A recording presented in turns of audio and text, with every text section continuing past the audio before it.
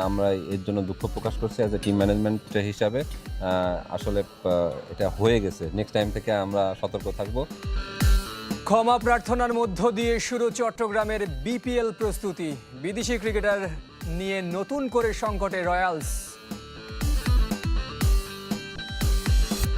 এটা তার সম্পূর্ণ ব্যক্তিগত মত, আমি এটাকে ডিফেন্ড করছি যে this was his own call. দুর্নীতি নিয়ে বোর্ড পরিচালকের মন্তব্যে বিব্রত আমিনুল, উড়িয়ে দিলেন অনিয়মের অভিযোগ।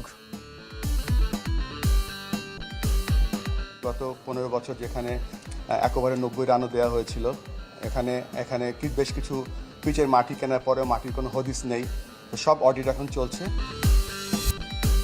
ফেডারেশন কাপে গোল শূন্য ড্র বসুন্ধরা মোহামেডান দ্বৈরথ। জোড়া তালি দিয়ে চলছে সিনিয়র ডিভিশন ফুটবল। অব্যবস্থাপনার জন্য ক্রিকেটারদের কাছে ক্ষমা চাইলেন চট্টগ্রাম রয়্যালসের মেন্টর ও ব্যাটিং কোচ তুষার ইমরান। ক্রিকেটারদের সুবিধার্থে ট্যুরিস্ট কোচের জায়গায় বড় বাসের ব্যবস্থা করেছে বন্দরনগরী ফ্র্যাঞ্চাইজিটি। সিলেটে প্রথমবার অনুশীলন করেছে চট্টগ্রাম, তবে 3 বিদেশি আসতে না চাওয়ায় নতুন করে সংকটে পড়েছে রয়্যালস। নিজেরাই নিজেদের বিতর্কিত করছে চট্টগ্রাম রয়্যালস, একবার না বারবার। সিলেট বিমানবন্দর থেকে ক্রিকেটারদের ট্যুরিস্ট কোচে হোটেলে নিতে গিয়ে সমালোচনার শিকার হয় ফ্র্যাঞ্চাইজিটি। তাতে বিরক্ত শেখ মেহেদী, নাইম শেখরা। তবে স্টেডিয়ামে ঠিকই এসেছে বড় বাসে করে। ম্যানেজমেন্টের অব্যবস্থাপনার জন্য ক্রিকেটারদের কাছে ক্ষমা চেয়েছেন batting coach Tushar Imran. Sorry for that, মানে আমরা প্রথমেই আসলে একটা টিম মিটিংয়ে বলা হয়েছে যে আমরা এর জন্য দুঃখ প্রকাশ করছি অ্যাজ এ টিম ম্যানেজমেন্ট হিসাবে। আসলে এটা হয়ে গেছে, নেক্সট টাইম থেকে আমরা সতর্ক থাকব। সবাই প্রস্তুতি শুরু করেছে আগে থেকে, সেখানে অনেকটাই পিছিয়ে চট্টগ্রাম। মঙ্গলবার প্রথমবার মাঠে নেমেছে বন্দরনগরীর ফ্র্যাঞ্চাইজিটি। সবার জন্য জার্সি কিট নিশ্চিত করতেই দেরি করে অনুশীলন শুরু করেছে দাবি দলটির ব্যাটিং কোচের।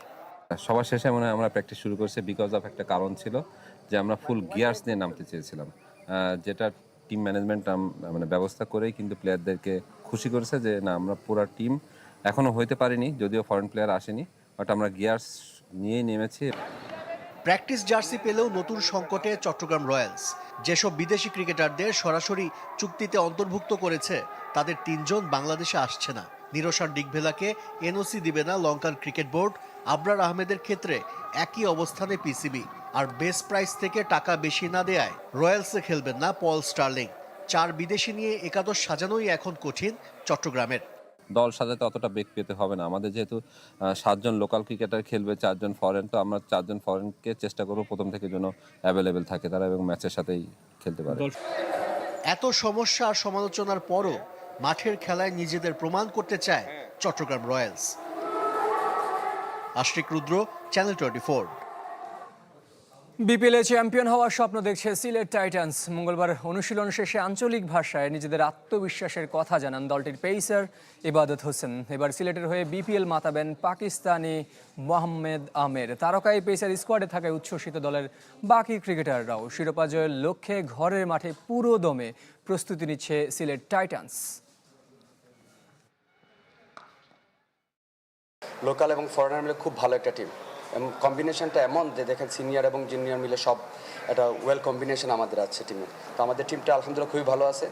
এখন যদি আল্লাহ চাইতে সবাই ভালো মাঠে যদি ভালো পারফর্ম করে, ইনশাআল্লাহ আমরা চ্যাম্পিয়ন হব। সব আপনারা মাঠে আইবা, খেলা দেখবা, আর এবার কিন্তু ওই জীব, সো মেক শিওর আপনারা সবে আইরা আমরা সাপোর্ট করবেন। ক্রিকেট বোর্ডে দুর্নীতির অভিযোগ উড়িয়ে দিয়েছেন সভাপতি আমিনুল ইসলাম। তার বোর্ডেরই পরিচালক আদনান রহমান দীপনের মন্তব্যে অবশ্য বিব্রত বিসিবি সভাপতি।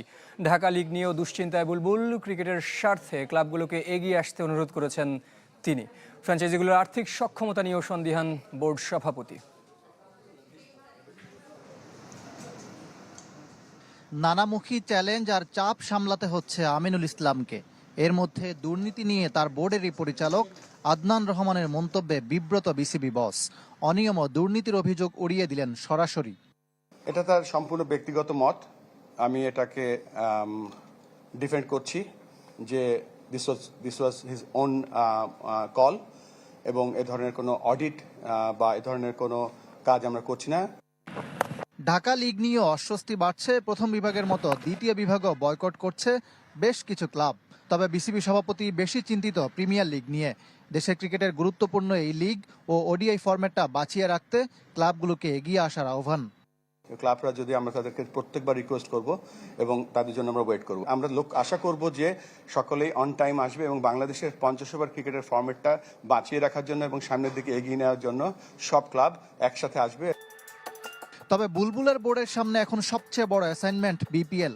দেশের নিরাপত্তা পরিস্থিতি যেমন চিন্তার, ফ্র্যাঞ্চাইজিগুলোর আর্থিক অনিশ্চয়তাও ভাবাচ্ছে। আমাদের সিকিউরিটি ল এনফোর্সেস যে ডিপার্টমেন্টগুলো আছে তাদের শ্রদ্ধার সাথে তাদের যে কন্ট্রিবিউশন আছে সেটা আমরা ফলো করছি। এখানে আমাদের কিছু রোল থাকে, ফ্র্যাঞ্চাইজির কিছু রোল থাকে। ফ্র্যাঞ্চাইজির যে রোল আছে সেই রোলগুলো তাদের ফলো করা উচিত এবং তাদেরকে সেইভাবে ইনস্ট্রাকশন দেওয়া হচ্ছে। বুধবার বোর্ড সভা, মূল এজেন্ডায় বিপিএল। বিসিবি কার্যালয় পরিচালনায় কাঠামোগত পরিবর্তন নিয়েও আসবে সিদ্ধান্ত। ইকরাম হোসাইন, চ্যানেল 24, ঢাকা। এবার ফুটবলের খবর। ফেডারেশন কাপে গোলশূন্য ড্র মোহামেডান বসুন্ধরা কিংসের হাই ভোল্টেজ ম্যাচ। কুমিল্লার শহীদ ধীরেন্দ্রনাথ দত্ত স্টেডিয়ামে দুদল একাধিক গোলের সুযোগ হাতছাড়া করে। বল দখলে লড়াইয়ে অবশ্যই গিয়েছিল কিংস। ফিনিশিং ব্যর্থতায় বল জালে জড়াতে পারেনি ডিফেন্ডিং চ্যাম্পিয়নরা। টানা 2 ম্যাচ ড্র করে গ্রুপ পর্ব থেকে বাদ পড়ার শঙ্কায় বসুন্ধরা কিংস। বি গ্রুপে ক্লাবটির অবস্থান 4 নম্বরে। 3 ম্যাচে 5 পয়েন্ট নিয়ে দ্বিতীয় জায়গায় মোহামেডান। সাদা কালোদের সমান পয়েন্ট হলেও গোল ব্যবধানে এগিয়ে থাকায় শীর্ষে ফর্টিজ এফসি।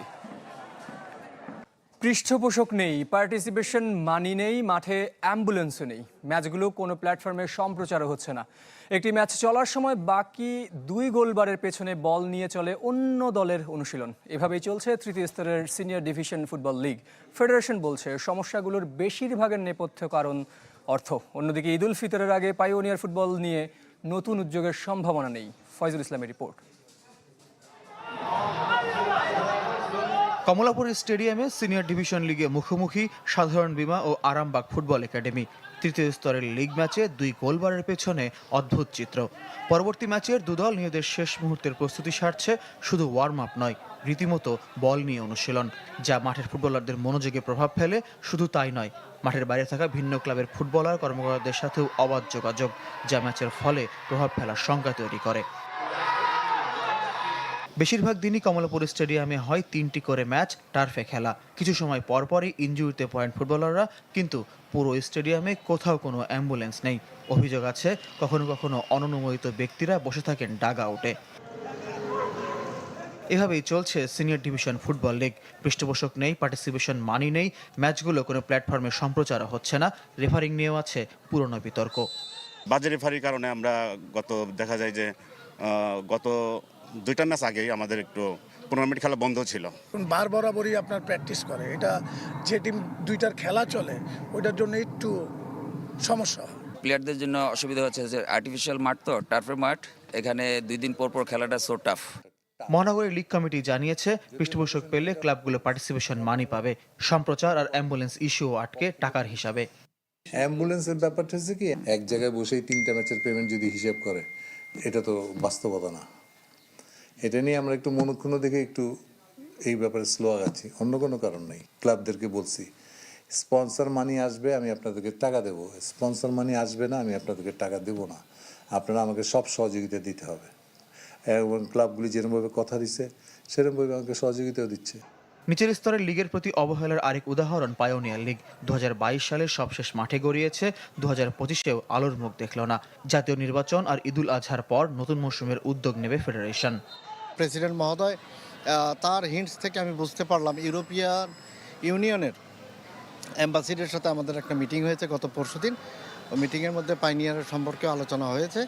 ফুটবল ফেডারেশন নির্বাচনের বছর পেরিয়েছে, কিন্তু পাইওনিয়ার লিগ কমিটি এখনো পূর্ণ রূপ পায়নি। প্রেসিডেন্ট কমিটিটাকে অ্যাপ্রুভাল দিবে। ফয়জুল ইসলাম, চ্যানেল 24, ঢাকা।